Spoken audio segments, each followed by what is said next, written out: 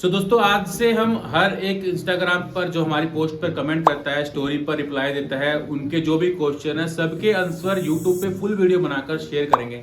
तो आज की स्टोरी पर कुछ एक रिप्लाई आए हैं जहां पर 10-15 दोस्तों ने हमारे मैसेज किया, उनके मैं आपको रिप्लाई देता हूं। सबसे पहले मैसेज आया प्रीति जी का, ये कह रहे हैं कि 16 लाख का लॉस है वो रिकवर कैसे होगा।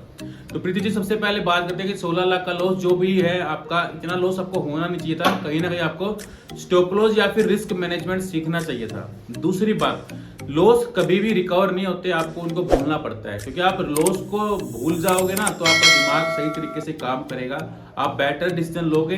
क्योंकि दिमाग में जब लॉस रिकवरी का प्रोसेस जब तक आपके रहेगा, आप प्रॉफिट ज्यादा सोच ही नहीं सकते। उसमें क्या चीज काम करती है, सपोज कीजिए आपने 16 लाख का लॉस कर रखा है, अब आपको किसी ट्रेड में 50,000 का प्रॉफिट आ रहा है, तो आप उसको बुक नहीं करते वहां पे, क्योंकि आपके दिमाग में ये चल रहा है कि 16 लाख रुपए का लॉस हुआ था, मुझे तो पूरा ही रिकवर करना है। तो फिर मान लो कि आज 3 लाख आ जाए, 4 लाख आ जाए तो मैं बुक कर लूं। लेकिन वो क्या होता है, 50,000 का प्रॉफिट आपको आ रहा होता है, वो आप बुक नहीं करते। उसके बाद वो 50,000 का जो प्रॉफिट था वो भी वापस से कम हो जाता है या फिर वो लॉस में चला जाता है। तो दिमाग से आपको ये थिंकिंग निकालनी पड़ेगी कि मैंने लॉस रिकवरी करना है। मेरा जो लॉस हो गया है, आप सोचो कि मेरा जो लॉस हो गया है वो मैं भूल चुकी हूँ, मेरे को नया करना है। नया करोगे, थोड़ा थोड़ा प्रॉफिट बुक करोगे। सपोज करो आपने 30-30 हजार भी प्रॉफिट बुक कर रहे हो या महीने का 1.5 लाख भी बुक कर रहे हो, तो 6 महीने साल भर में रिकवर हो जाएगा। मैक्सिमम है 6 महीने साल में। क्योंकि उससे क्या है ना, जब भी आप प्रॉफिट बुक करते हो, प्रॉफिट अर्न करते हो, तो उससे आपका कॉन्फिडेंस लेवल बढ़ता है और आप बेटर डिसीजन वो लेते हो। और वही दूसरी तरफ देखें, अगर आपका दिमाग में लॉस ही चल रहा है तो आप कुछ नया सोच ही नहीं पाओगे। तो सबसे पहले भूल जाइए कि आपको कोई लॉस हुआ है, या तो आपके पास पैसा और है तो ठीक है, नहीं है तो आप ट्रेडिंग भी कुछ टाइम तक छोड़ दो, दिमाग को रिलैक्स होने दो। क्योंकि ये गर्मा गर्मी में आप लॉस रिकवरी की सोचोगे तो कभी भी लॉस रिकवर नहीं होगा। अब दूसरा कमेंट क्या है, गुरुजी जैसे आप फ्यूचर को हेज करते हैं पुट के साथ, वो कैसे करते हैं। तो हेजिंग क्या होता है, सपोज कीजिए आपने कोई इंश्योरेंस की गाड़ी ली, आप क्या है कोई गाड़ी लेंगे 15 लाख रुपए की। कोई भी डीलर होता है जो भी अपनी गाड़ी या शोरूम होता है, अपने शोरूम से गाड़ी तभी निकालता है बाहर वो, जब आप पहले उसका इंश्योरेंस करवा लोगे। तो उसी तरीके से जब भी आप कोई मतलब फ्यूचर में ट्रेड करते हो और उसके साथ एक एट द मनी, यानी कि सपोज कीजिए भाव चल रहा है 1000 रुपए का स्टॉक का भाव, और आप 1000 रुपए का पुट बाय करके, यानी कि जो 1000 रुपए का पुट का जो प्रीमियम आप दे रहे हो वो आपका एक इंश्योरेंस हो गया। उससे क्या फर्क पड़ता है, अब 1000 रुपए का शेयर आपने बाय किया है, उसके बाद वो पुट मान लो आपने 15,000 रुपए का एक पुट बाय किया है, कल को आपका स्टॉक 1000 रुपए वाला 800 रुपए क्यों ना आ जाए, आपको 15,000 जो पुट का प्रीमियम बाय किया था उससे ज्यादा का लॉस नहीं होगा। और दूसरी तरफ क्या बेनिफिट है, 1000 रुपए का शेयर अगर 1500 रुपए हो जाता है तो आपको वहां पे 500 रुपए पॉइंट 500 पॉइंट का प्रॉफिट आएगा एक फ्यूचर के अंदर। और लॉस क्या होगा, सिर्फ वो प्रीमियम जो आपने बाय किया है वो। अगर आप बात करें, अगर प्रीमियम निकाल भी देंगे आप फ्यूचर के प्रॉफिट के अंदर से, तो भी आपको अच्छा खासा प्रॉफिट है। एग्जांपल फिर से दे देता हूँ, सपोज कीजिए 1000 रुपए में आपने कोई फ्यूचर बाय किया, उसके साथ आपने 10,000 रुपए का पुट बाय कर लिया। अब यहाँ पर सपोज कीजिए स्टॉक का भाव 1000 रुपए से 900 रुपए आ जाता है, यानी कि आपको 100 रुपए का लॉस हुआ। लेकिन आपने पुट बाय कर रखा था, तो पुट क्या बाय कर रखा था, उससे क्या होगा कि आपको एक टाइम में पुट के अंदर प्रॉफिट आएगा, फ्यूचर के अंदर लॉस लगेगा। तो नेट में क्या हुआ, जो प्रीमियम बाय किया था 10,000 रुपए का, उससे ज्यादा का आपका लॉस लगेगा ही नहीं, क्योंकि आपका ट्रेड हैच है। और वही अगर शेयर चला गया 1000 से 1100 1200, यहाँ पर आपका प्रॉफिट अनलिमिटेड है।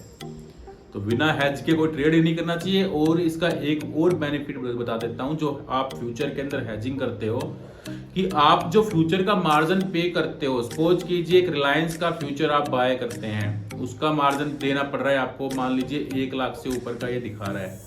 यही अगर आप हैजिंग यानी कि स्टार्ट से साथ में इसके एट द मनी का पुट बाय कर लोगे, देन आप फ्यूचर बाय करोगे, तो आपका प्रीमियम जो आपने पे किया है उससे आपका जो मार्जिन आपको 1 लाख से ऊपर का देना पड़ रहा था, मात्र 35,000 रुपए के अराउंड आपका फ्यूचर का पूरा हेज बन जाएगा।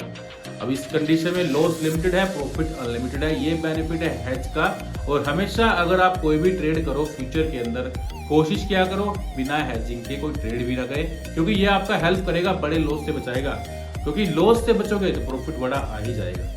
तीसरा कमेंट आया है, ये है एसके का, एसके है, एसके नाम से आईडी है। सर अभी मेरे लॉस कम हो, इसलिए कोई रुपए बता दो, कोई उपाय बता दो प्लीज। देखो लॉस हमेशा तभी रिकवर होंगे, कम होंगे आप अपना लॉस का एक लिमिट रखें। जब तक आपकी लॉस की लिमिट रहेगी आप कभी भी बड़े लॉस में नहीं जाएंगे। आप अपने लॉस की लिमिट रखें, प्रॉपर स्टॉप लॉस के साथ ही ट्रेड करें, विदाउट स्टॉप लॉस आप ट्रेड नहीं करें, क्योंकि लॉस रिकवरी का एक सिंपल प्रोसेस यही है। अब तीसरा कमेंट आता है, चौथा कमेंट सॉरी, शुभम का आता है, निफ्टी अप जाएगा या डाउन ट्यूसडे को।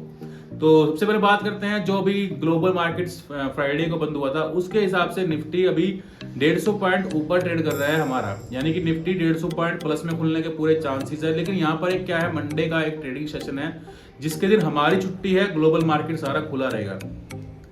तो गिफ्ट निफ्टी खुलेगा, डाउ खुलेगा, नैस्डैक खुलेगा, तो हमें वो देखना है। तो मंडे का ट्रेडिंग सेशन देखेंगे, उसके बाद हमारा निफ्टी क्या खुलेगा ट्यूसडे को वो देखेंगे, क्योंकि लास्ट टाइम भी आपने देखा था निफ्टी हमारा 800 पॉइंट ऊपर खुलना था वेडनेसडे को, वेडनेसडे नहीं थर्सडे को एक्सपायरी था, उस दिन छुट्टी थी।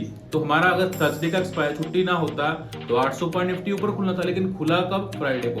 तो वो 800 पॉइंट की तेजी ओनली 400 पॉइंट ही रह गई थी, क्योंकि डाउ टूट गया था उस दिन जिस दिन हमारी छुट्टी थी।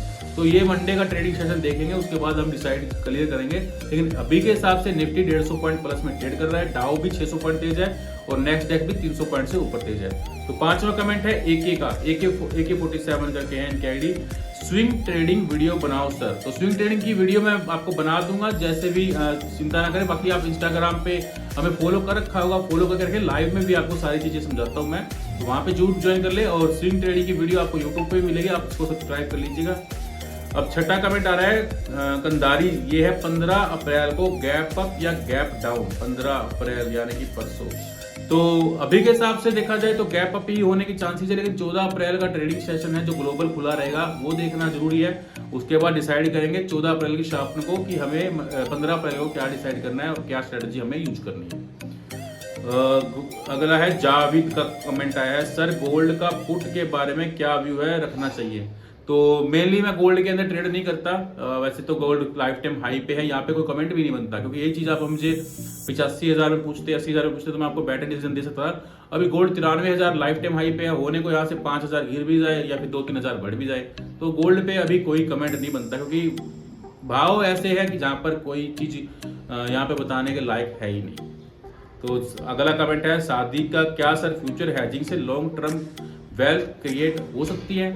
देखो फ्यूचर हेजिंग से लॉन्ग टर्म वेल्थ क्रिएट हो सकती है, लेकिन यहाँ पर एक ही नेगेटिव पॉइंट रहेगा कि मार्केट कभी साइडवेज नहीं होना चाहिए, क्योंकि साइडवेज में क्या है, जो हेज करोगे आप किसी भी चीज के साथ या पुट के साथ या कॉल के साथ, वो थीटा आपका डिके होता रहेगा हर महीने। तो मार्केट जब वोलेटाइल होती है तभी आप अपनी हेजिंग बनाएं। और वैसे भी बता देता हूँ, बड़ी वेल्थ क्रिएट में हेल्प करता है अगर आपको सही तरीके से सीख है, इस चीज की नॉलेज है, तो आपको बड़े बेटर तरीके से ये फ्यूचर जो हेजिंग है one of the best strategy है अगर आप ट्रेडिंग में यूज कर रहे हो, क्योंकि कभी भी आप इस स्ट्रेटजी से बड़े लॉस में नहीं जाने वाले। अगला कमेंट है ये है पहवा जी, मुझे लग रहा है मार्केट का बॉटम बन गया है और अब यहाँ से वापस से रिवर्स आएगा।